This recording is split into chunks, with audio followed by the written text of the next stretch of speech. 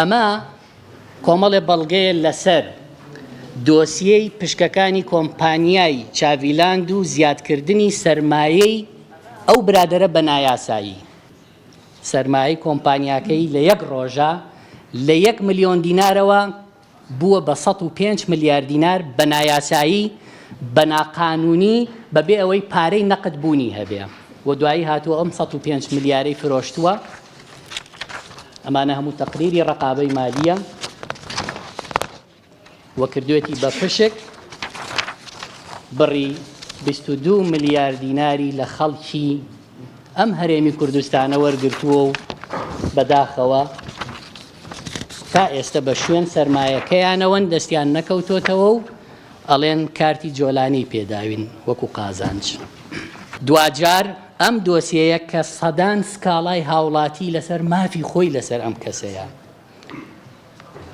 بە نووسراوی دادگای لێکۆڵینەوەی سلێمانی 2 لە 7 دوای 2022 ئەم دۆسیەی فەزاحەتەی چاڤیلاند داخرێ، سەدان سکاڵا دابخرێ کە خەڵک داوای پارەکەی ئەکات بەڕەسمی داوێتی بەم کەسە 22 ملیار دینارە.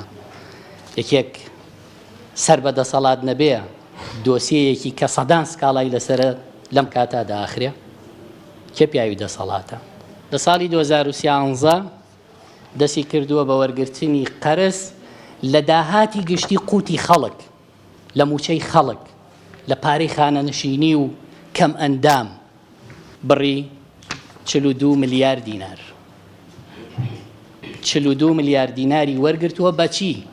بەڕیبا، بە سوو لە عەقدێکە کە ئەمە عەقدەکەی بۆ یەکەم جار پیشانی ئیعلامێ دەم چاڤیلاندی فرۆشتووە بە 424 ملیار دینار. دەستگای ئەمنی سلێمانی و هەرێمی کوردستان بە دوای ئەم کۆمپانیا بگەڕێن و ئەم ناوە بدۆزنەوە بزانن کێیە. من نەزانم کێیە، و ئەمە دۆسیەی هەیە کە کێیە، چۆن ئەمەی کردووە، چۆن پێی کراوە، چۆن لێی وەرگیراوەتەوە دوای ئەم عەقدە. ئەوە جێڵم بۆ دەستگای ئەمنی.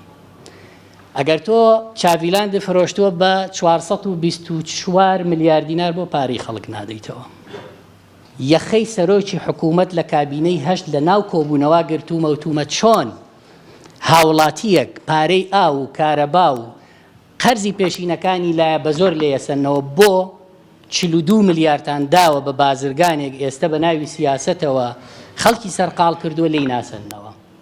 ئەخیر تەقریری 23 دەی 2022 لەسەرەوەی کە ئەم برادەرە چەندێک قەرزی لەلایە، قەرزەکانی 42 ملیارە بەڕیباکەیەوە ئەبێت بە 82 ملیار دینار. 40 ملیار بەس ڕیبای لایە. ئێمە تۆمەتبارەکە بەوەی کە پیاوی دەسەڵاتین چۆن نەکرێت و بەرهێنانی سلێمانی داوا بکە بڵێت 12 پرۆژە لە سلێمانیا مۆڵەتی و بەرهێنانی نییە و شوقە ئەفرۆشیە، 7ەمیان گوندی ئەڵمانی 3ەیە. تۆ توانی شوقە بفرۆشی و مۆڵەتی و بەرهێنانە نەبێ؟ مەگەر پیاوی دەسەڵات